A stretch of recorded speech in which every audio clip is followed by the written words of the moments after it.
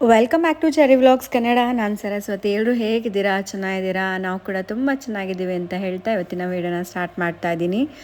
Video start ಮಾಡೋದಕ್ಕೂ ಮುಂಚೆ ನೀವು ಯಾರೆಲ್ಲ ನನ್ನ ಚಾನಲ್ನ ಸಬ್ಸ್ಕ್ರೈಬ್ ಮಾಡಿಲ್ಲ, ಪ್ಲೀಸ್ ಸಬ್ಸ್ಕ್ರೈಬ್ ಮಾಡಿ, ಸಪೋರ್ಟ್ ಮಾಡಿ. ಹಾಗೆ ಪಕ್ಕದಲ್ಲಿರೋ ಬೆಲ್ಲೈಕನ್ನ ಕ್ಲಿಕ್ ಮಾಡೋದ್ರಿಂದ ನಾನು ಮಾಡೋ ಹೊಸ ವಿಡಿಯೋಗಳ ನೋಟಿಫಿಕೇಷನ್ ಫಸ್ಟ್ ನಿಮಗೆ ಬರುತ್ತೆ ಅಂತ ಹೇಳ್ತಾ ವಿಡಿಯೋನ ಸ್ಕಿಪ್ ಮಾಡಿದೆ, ಕೊನೆಯವರೆಗೂ ನೋಡಿ. ನಿಮಗೆ ಯಾವುದೇ ಸಮಸ್ಯೆ ಇದ್ದರೂ ಈ ಗುರೂಜಿಯವರ ನಂಬರ್ಗೆ ಫೋನ್ ಮಾಡಿ ಶಾಶ್ವತ ಪರಿಹಾರವನ್ನು ಪಡೆದುಕೊಳ್ಳಿ. ಇವತ್ತಿನ ಈ ವಿಡಿಯೋದಲ್ಲಿ 7 ಹಾರ್ಸ್ ಫೋಟೋ ಏನಿದೆ ಅದು ನಾವು ಮನೆಯಲ್ಲಿ ಯಾವ ದಿಕ್ಕಲ್ಲಿ ಇಡಬೇಕು, ಹಾಗೆ ಆ ಫೋಟೋನ ಇಡೋದ್ರಿಂದ ಏನೆಲ್ಲ ಲಾಭಗಳು, ಏನೆಲ್ಲ ಪ್ರಯೋಜನಗಳು ಅನ್ನೋದನ್ನು ಎಲ್ಲವೂ ಕೂಡ ಇವತ್ತಿನ ಈ ವಿಡಿಯೋದಲ್ಲಿ ತಿಳಿಸ್ಕೊಡ್ತಾ ಇದ್ದೀನಿ. ಹಾಗಾದರೆ ಬನ್ನಿ ವಿಡಿಯೋನ ಸ್ಟಾರ್ಟ್ ಮಾಡೋಣ. ಮನೆಯಲ್ಲಿ 7 ಕುದುರೆಗಳು ಇರುವ ಫೋಟೋವನ್ನು ಹಾಕುವ ಮುಂಚೆ ಎಚ್ಚರವಿರಲಿ. ವಾಸ್ತುಶಾಸ್ತ್ರದಲ್ಲಿ ತಿಳಿಸಿರುವಂತೆ ಸಂತೋಷ ಮತ್ತು ಸಮೃದ್ಧಿಯನ್ನು ತರಲು ಇಲ್ಲಿ ಹಲವು ನಿಯಮಗಳನ್ನು ಹೇಳಲಾಗಿದೆ. ಅದನ್ನು ಅನುಸರಿಸುವ ಮೂಲಕ ಜೀವನದಲ್ಲಿ ಸಂತೋಷವನ್ನು ಪಡೆಯಬಹುದು ಎಂದು ವಾಸ್ತುಶಾಸ್ತ್ರ ಹೇಳುತ್ತಿದೆ. ಅದೇ ರೀತಿ ವಾಸ್ತುಶಾಸ್ತ್ರದಲ್ಲಿ ಮನೆಗಳಲ್ಲಿ ಹಾಗೂ ಕಚೇರಿಗಳಲ್ಲಿ ಹಾಕುವ ಚಿತ್ರಪಟಗಳ ಬಗ್ಗೆಯೂ ಕೂಡ ತಿಳಿಸಲಾಗಿದೆ. ಆ ಚಿತ್ರಪಟಗಳನ್ನು ಹಾಕುವಾಗ ಅನುಸರಿಸಬೇಕಾದ ನಿಯಮಗಳ ಬಗ್ಗೆ ಹೇಳಲಾಗಿದೆ. ವಾಸ್ತುಶಾಸ್ತ್ರದಲ್ಲಿ ಹೇಳಲಾದ ನಿಯಮಗಳ ಬಗ್ಗೆ ಕಾಳಜಿ ವಹಿಸುವುದು ಅಗತ್ಯವಿದೆ. ಇಲ್ಲದಿದ್ದರೆ ಮನೆಯಲ್ಲಿ ಬಡತನ ಬರಬಹುದು. ಮನೆಯಲ್ಲಿ ಸಂತೋಷ ಮತ್ತು ಸಮೃದ್ಧಿಯನ್ನು ತರಲು ಹಲವಾರು ನಿಯಮಗಳನ್ನು ಹೇಳಲಾಗಿದೆ. ಅವುಗಳನ್ನು ಅನುಸರಿಸುವ ಮೂಲಕ ಜೀವನದಲ್ಲಿ ಸಂತೋಷವನ್ನು ಪಡೆಯಬಹುದು. ಅದೇ ರೀತಿ ವಾಸ್ತುಶಾಸ್ತ್ರದಲ್ಲಿ ಮನೆಯಲ್ಲಿ ಅಥವಾ ಕಚೇರಿಗಳಲ್ಲಿ ಹಾಕುವ ಚಿತ್ರಪಟಗಳ ಬಗ್ಗೆ ತಿಳಿಸಲಾಗಿದೆ. ಕೆಲವೊಂದು ಚಿತ್ರಪಟಗಳು ಧನಾತ್ಮಕ ಪರಿಣಾಮಗಳನ್ನು ಉಂಟು ಮಾಡಿದರೆ ಇನ್ನೊಂದು ಕೆಲವು ಚಿತ್ರಗಳು ನಕಾರಾತ್ಮಕ ಪರಿಣಾಮಗಳನ್ನು ಉಂಟು ಮಾಡುತ್ತದೆ ಎಂದು ತಿಳಿಸಲಾಗಿದೆ. ಮನೆಯಲ್ಲಿ 7 ಕುದುರೆಗಳ ಫೋಟೋ ಇರುವುದನ್ನು ಹಾಕುವುದು ಶುಭ ಎಂದು ವಾಸ್ತುಶಾಸ್ತ್ರದಲ್ಲಿ ಹೇಳಲಾಗಿದೆ. ವಾಸ್ತುಶಾಸ್ತ್ರದಲ್ಲಿ ಈ ಚಿತ್ರವನ್ನು ವೇಗ ಮತ್ತು ಯಶಸ್ಸು ಹಾಗೂ ಶಕ್ತಿಯ ಸಂಕೇತವೆಂದು ಪರಿಗಣಿಸಲಾಗಿದೆ. ಈ 7 ಬಿಳಿಯ ಕುದುರೆಗಳನ್ನು ಮಂಗಳಕರವೆಂದು ಪರಿಗಣಿಸಲಾಗಿದೆ. ಸಾಮಾನ್ಯವಾಗಿ ಜನರು ಮನೆಗಳಲ್ಲಿ ಅಥವಾ ಕಚೇರಿಗಳಲ್ಲಿ ಇಡುತ್ತಾರೆ. ಇದನ್ನು ಮನೆಯಲ್ಲಿಟ್ಟರೆ ಪ್ರಗತಿಯಾಗುತ್ತದೆ ಎಂದು ನಂಬಲಾಗುತ್ತದೆ. ಮನೆಯಲ್ಲಿ ಇದನ್ನು ಹಾಕುವುದರ ಬಗ್ಗೆ ಕೆಲವೊಂದು ನಿಯಮಗಳನ್ನು ಇಲ್ಲಿ ತಿಳಿಸಲಾಗಿದೆ.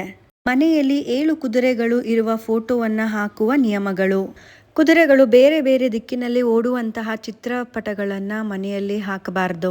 ಹಾಗೆ ಫೋಟೋದಲ್ಲಿರುವಂತಹ ಎಲ್ಲ ಕುದುರೆಗಳು ಒಂದೇ ದಿಕ್ಕಿನಲ್ಲಿ ಇರುವಂತೆ ಹಾಕಬೇಕು.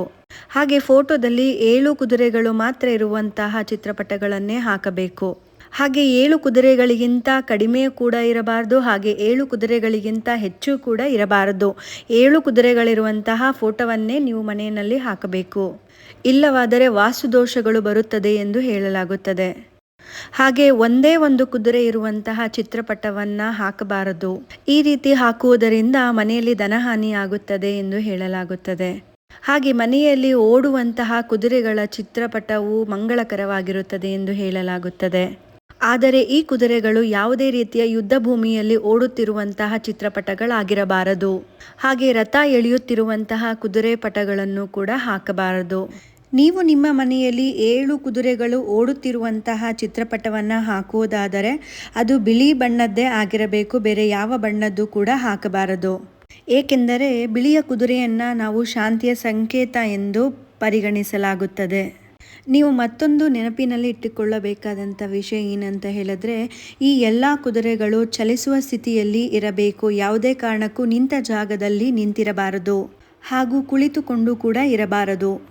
ಹಾಗೆ ನೀವು ಹಾಕುವಂತಹ ಕುದುರೆಯ ಚಿತ್ರಪಟ ಏನಿದೆ ಅದರಲ್ಲಿ ಕುದುರೆಯ ಮುಖ ಶಾಂತವಾಗಿರಬೇಕು. ಯಾವುದೇ ರೀತಿಯ ರೌದ್ರವಾಗಿರುವಂಥದ್ದನ್ನು ಹಾಕಬಾರದು. ಹಾಗೆ ಯಾವುದೇ ರೀತಿಯ ಲಗಾಮು ಹಾಕಿರಬಾರದಂತಹ ಕುದುರೆಯ ಚಿತ್ರಪಟವನ್ನೇ ಮನೆಯಲ್ಲಿ ಉಪಯೋಗಿಸಬೇಕು. ಮನೆಗಳಲ್ಲಿ ಅಥವಾ ಕಚೇರಿಗಳಲ್ಲಿ ಏನಾದರೂ ನೀವು 7 ಕುದುರೆಯ ಫೋಟೋವನ್ನು ಹಾಕಬೇಕು ಅಂತ ಅಂದ್ಕೊಂಡಿದ್ರೆ ಅದನ್ನು ನೀವು ಉತ್ತರ ದಿಕ್ಕಿಗೆ ಮಾತ್ರ ಹಾಕಬೇಕು, ಬೇರೆ ಯಾವ ದಿಕ್ಕಲ್ಲೂ ಕೂಡ ಈ ಫೋಟೋವನ್ನು ಹಾಕಬಾರ್ದು ಅಂತ ವಾಸ್ತುಶಾಸ್ತ್ರದಲ್ಲಿ ಹೇಳಲಾಗಿದೆ. ಇದರಿಂದ ನಿಮ್ಮ ಜೀವನದಲ್ಲಿ ವಿಶೇಷವಾದಂತಹ ಬದಲಾವಣೆಗಳಾಗುತ್ತವೆ ಎಂದು ವಾಸ್ತುಶಾಸ್ತ್ರದಲ್ಲಿ ಹೇಳಲಾಗಿದೆ.